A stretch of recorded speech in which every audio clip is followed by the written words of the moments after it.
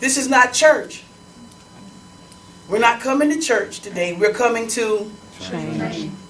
Oh, so it's a certain way I got to say it before you'll understand. So you're telling me that it's in you, but it's in you a certain way. Okay.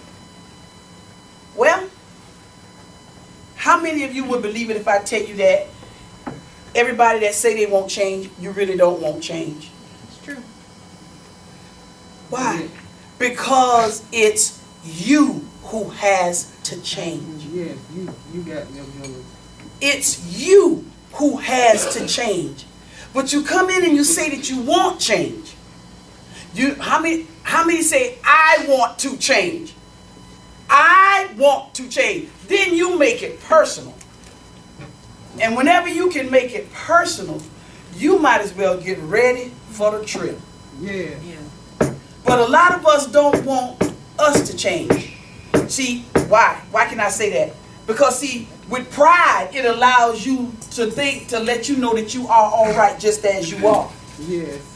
And everything that people are saying about you and to you, that's just them. But you still, you still hold on to, I am who I am, and I'm all right. See, don't get that thing twisted. Whenever Tony's talking, and he talks about, I'm all right. What is it that we say? There's nothing wrong. There's nothing wrong with me. You can only say that whenever you can acknowledge what the wrong is. Right. It's true. Y'all quiet this morning. Why? I like quiet though. I do, because that lets me know when I was preaching, that let me know that God was rat-a-tat-tatting on their head with the word. So it don't bother me if you don't say nothing. That's when I know you listen. You don't want change. You just want what's plaguing you. You want what's bothering you to change so you can stay the same. Yeah. Yeah. That's all you want. You don't want to change. Whatever your problem is, whatever your test is, who's ever bothering you, you want them gone. You want the test gone so you can stay the same. Yeah. So therefore, you don't want change. You just want the things around you to change. But it's nothing going to happen until you want change. Yeah. Guess what it is about change? You get to determine. You are in control of your change. But you don't get to determine when your change comes. That is true. And I can say that because situations and circumstances will come to you, for you, because God already knows what's in you. Yeah. And he'll send something to address those things that's in you if you won't change. If you won't change. And what that'll do, it'll produce an action from you. What God like to do is he like to take you apart, away from people, to put you into other places, to allow things to come to you, even from different people, not just from who you know. So that whenever you go back before who you know, what you experienced out of their presence, you don't get to understand. You forget that this experience is going to cause you now to know whenever you get in their presence how to treat them, how to love them, Yes. how to care for them for real. I heard Tony use a word this morning, and he didn't know, but it was already written in my book this morning what I was supposed to tell you. And it was, I got to tell you this another story though. Well, get to that. Let's get to this.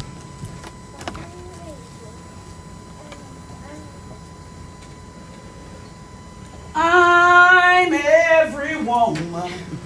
It's all in me. How y'all like that?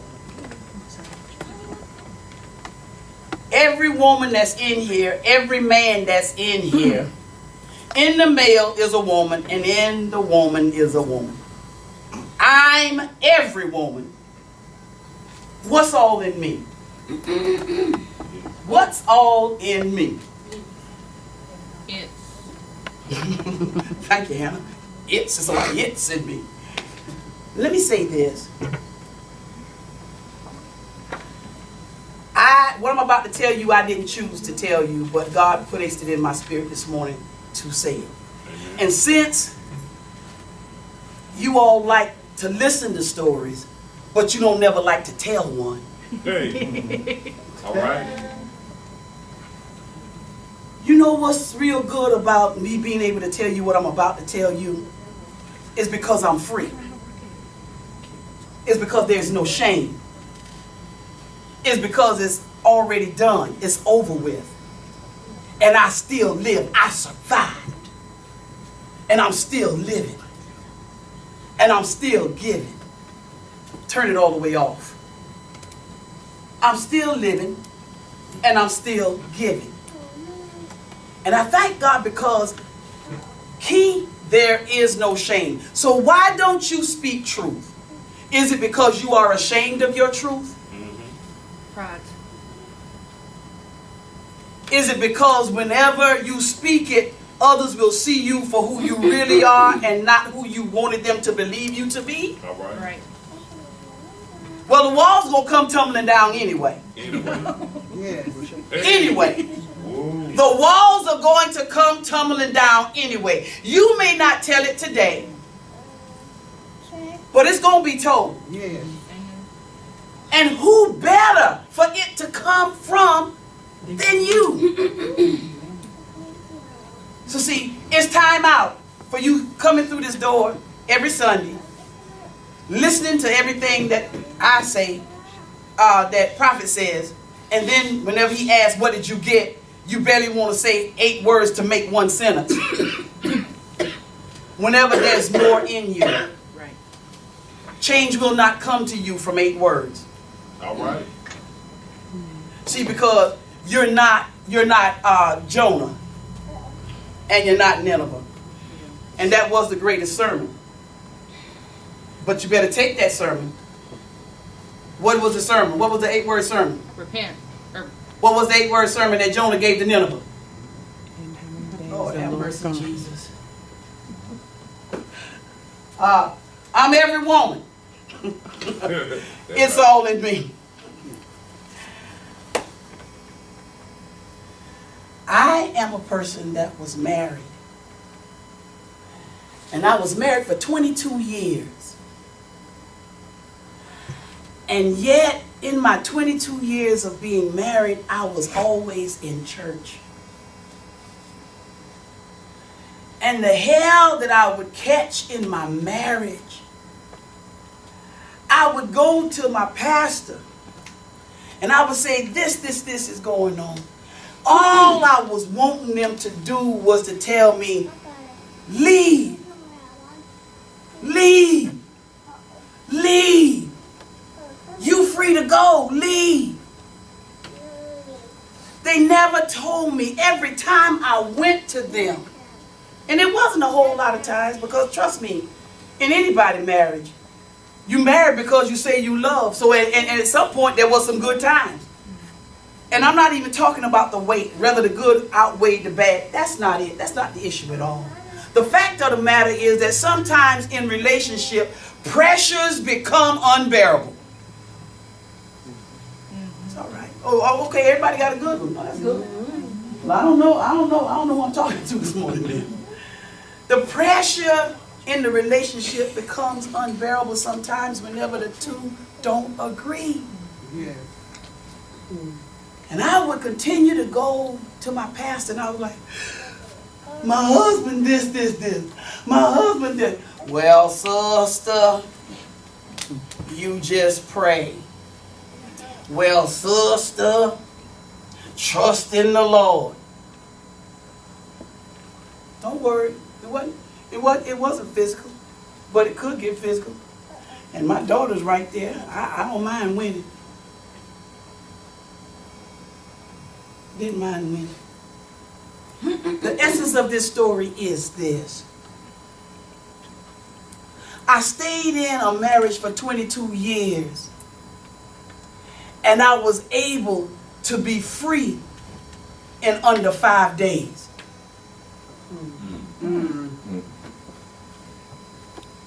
Whoa. It took me a shorter time to get free than it took me to remain in it. Yes. All right.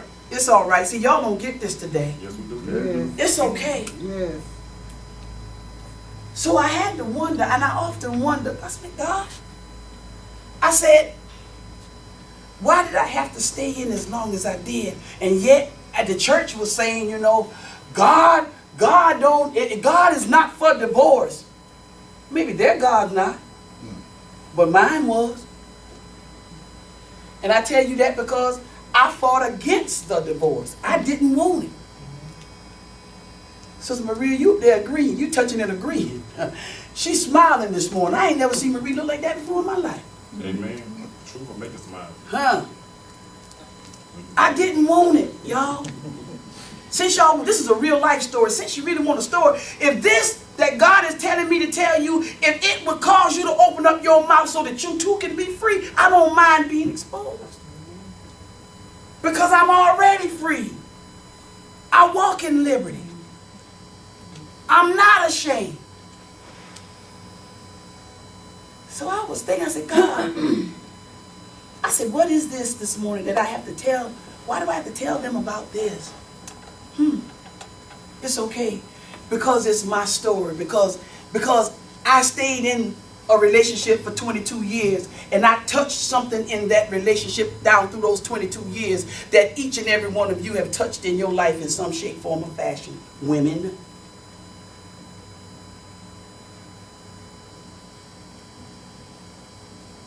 Even the young girls that's going to grow into women and want to be married. Even the young women today that's looking to be married. 22 years was able to be dissipated within just 2 days. 2 days. Go to the lawyer, draw up the paper, go back a second time to sign it. 22 years in 2 days. Wow. But yet there were lessons down through the years that I not only faced, that I not only failed, I flunked out some of them. Because sometimes the pressure Yes. and me not being able to hear the right response or to hear what I needed to hear to be free sooner, it still caused me to be able to stay. Why? Because I had to submit to them that had the rule over me. Yes. Ain't that something?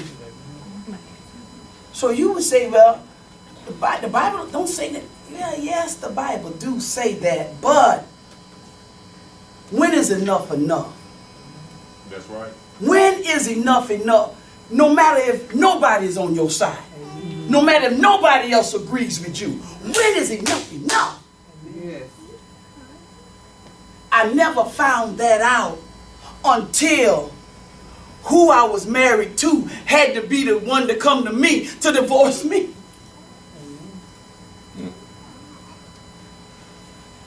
Here I am praying. This is the flip side of it all, y'all. How is it that you want to be free? How is it I say I want to be free?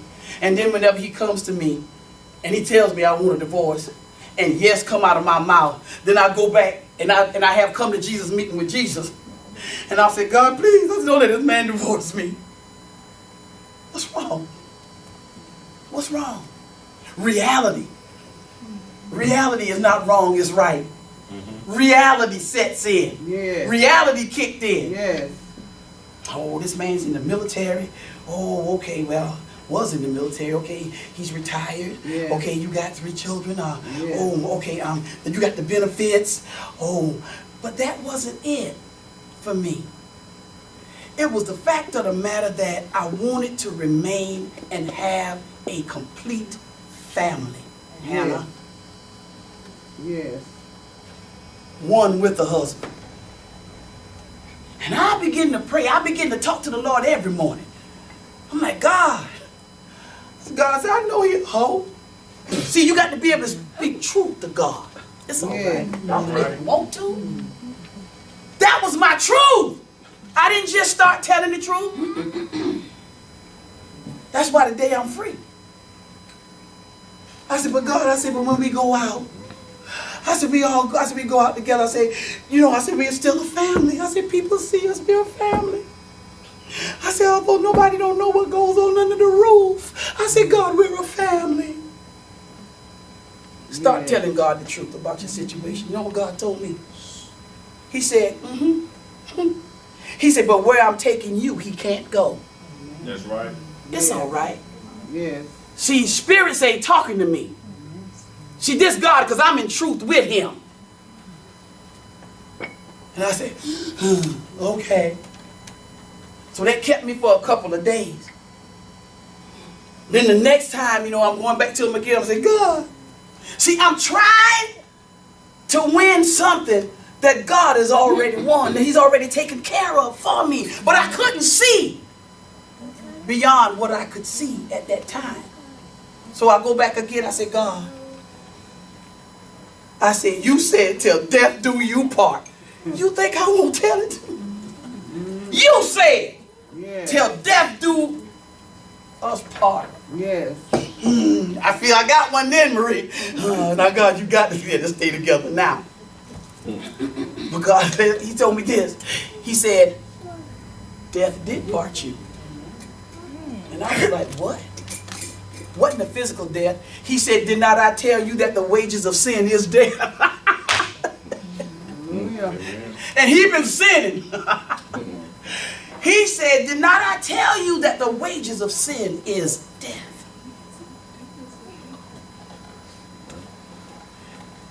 If you will keep talking to God in truth, God will answer you in truth. Because he cannot lie.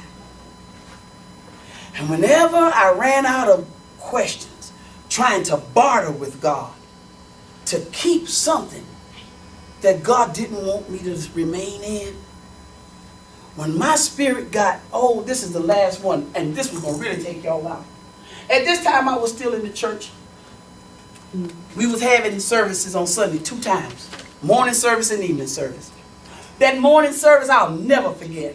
I came here that morning, and God had me to preach about Herod and the Magi's, the one that was going to find the baby Jesus. And Herod told him, he said, whenever you find him, he said, you bring word back to me. He said, because I want to go and worship him too. And God gave me the title of that message this morning. See, the God had to deal with the wise men in a dream. And he told them in that dream, he said, don't you go back the same way you came. So God gave me the title of that message that morning. He said, and God said, do not return. I stood up in this pulpit and I preached myself happy. I preached that day. Came back that evening for evening service. Went in my office. I was swirling around in my chair. Swirling around in my chair. Swirling around, Curtis. And something said, I was talking to you. I looked around. I said, oh my, he said, I was talking to you. Let me show you what truth to do. See, because at this time, I'd already moved out of the house and I was living in an apartment. And at this time, before then, my husband came back to me and he said, won't you just come on and come back home?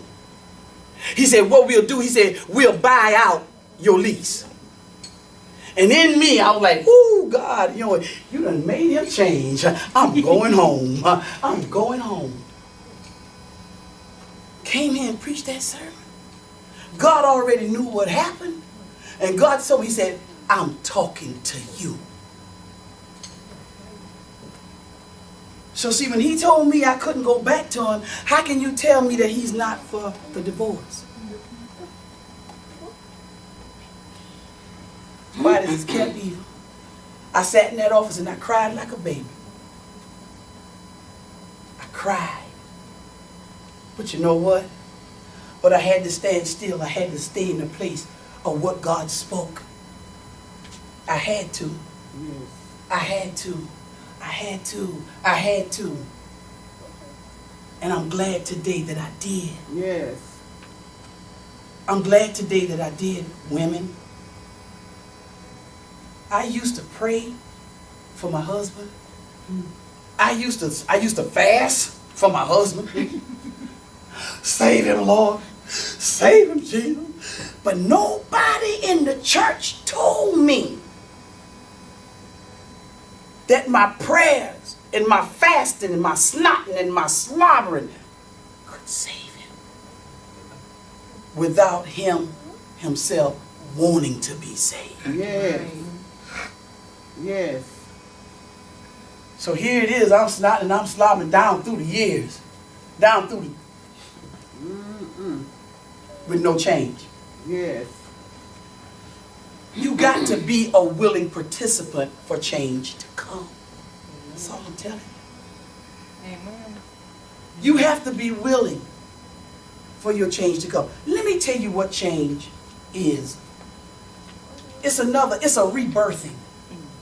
And you remember how Nicodemus said, no, it's not you going back into your mother's womb and coming back out again. But this rebirthing here, you got the breathing right. You can breathe. You got the breathing right. You know why? Because you want to live. Yes. And that's the problem. You still want to live. Right. You still want to live. And change comes that it's no longer your life. So guess what? The complications come not from you breathing, but you don't know how to push. You don't know how to push for your change. And it's not pray until something happens either. It's to be able to stay in whatever has come to you until God birthed you out of it. All right. Yes. So while you're breathing right, you're pushing wrong. Because everything that's coming at you, it don't feel good. But if you would just stay in the canal, if you would just stay in the birthing canal, if you would just push, if you would allow what comes at you to do what it came to do, it'll push you out. You'll find that Jesus had a passing through anointing. See, what coming to kill you, you think is for death, but it's really for your life. And not just for your life, for somebody else, that somebody else may be able to live also. Yes. You're complicating the process of change. All because you won't push. Stop breathing. Stop really wanting things to be done your way. Stop wanting to come out of it your way. Remember, we were told that there's some things that we have already been taught, we've learned, that have to be unlearned. That's all change is. Bringing us out of what we've been taught, how we have always lived, how we've always reacted to situations and circumstances, how we have always done what we have done. Now change is coming. If you say you won't change, it's coming to recreate you into something that you don't even know exists. But you have hope, you have belief. And I heard somebody talk about belief this morning, and I wrote, if you can believe, you really can change. Amen. If you believe, you can change. And my story is not your story. But all our stories is a story that's connected to truth, change, and freedom. Freedom. You see three words up here. You see mind, you see mental, and you see mentality. Today, the way that you are right now is your mentality. The way that you live from what's in you. But you got to be careful who you listen to and what you take in from everybody that you hear. True. Because if you can't compartmentalize these things that's coming into you, in other words, if you don't know what to keep and what not to let come into you, then you'll find yourself that your mind will be filled with somebody else's mind. And see, that makes you psychotic, you schizophrenic, psychosis. Because you can't live a dual life from your mind. And what you do is you take on what they say, and then you take on what you know, and you try to live your life, but yet they're in your mind. That's when you become crazy. That's when you can't give clear answers. That's why everything, I don't know. I don't know. I don't know. Why don't you know? You don't know because you don't know you. You don't know because you don't know you. You got to be careful what you're taking in if you won't change. You really have to be careful. Stop talking about it. Take what's given and live it. Take what's given and live it. Live it. I'm every woman. It's all in me. Now, let me see what I forgot. And then I'm going to be finished. Oh, I know what it was. Tony has always told us, he said one thing, and that's what goes with the rebirthing. He said, take your power back and give it to God. You got to be careful. You really have to be careful what you take in from other people. You have to be careful. Take your power back. And whenever it's time to push, trust God for it. Trust God for the push. We all go through some things in our lives. We really do. And it's not about my problem, your problem, our problem. Because guess what? We all gonna have problems. Yes. And that's just the truth of it.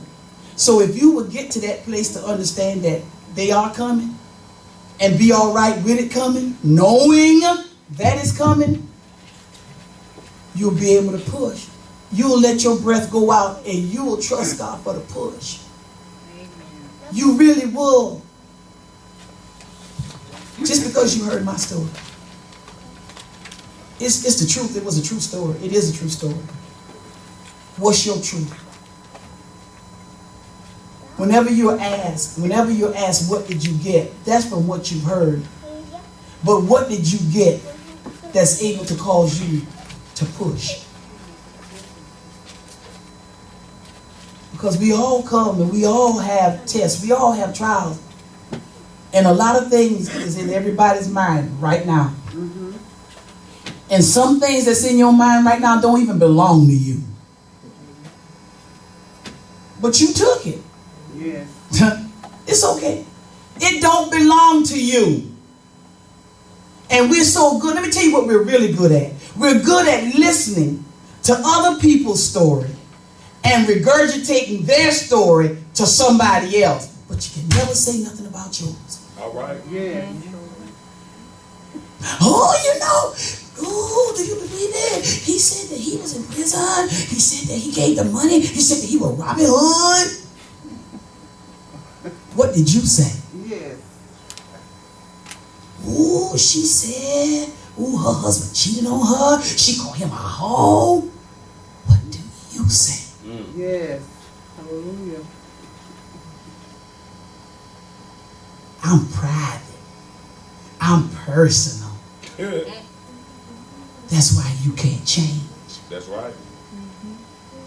Because you can tell others what somebody else said, but you can never tell what it is in you.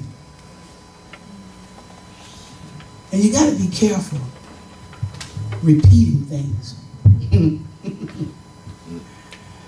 You really have to be careful of the things you repeat. Because sometimes you take what others have said and you don't even say it in the spirit in which it was said. And then you turn what they say when you give it to somebody that hadn't even been here to hear it. You turn it into an all different, and it takes on another meaning altogether.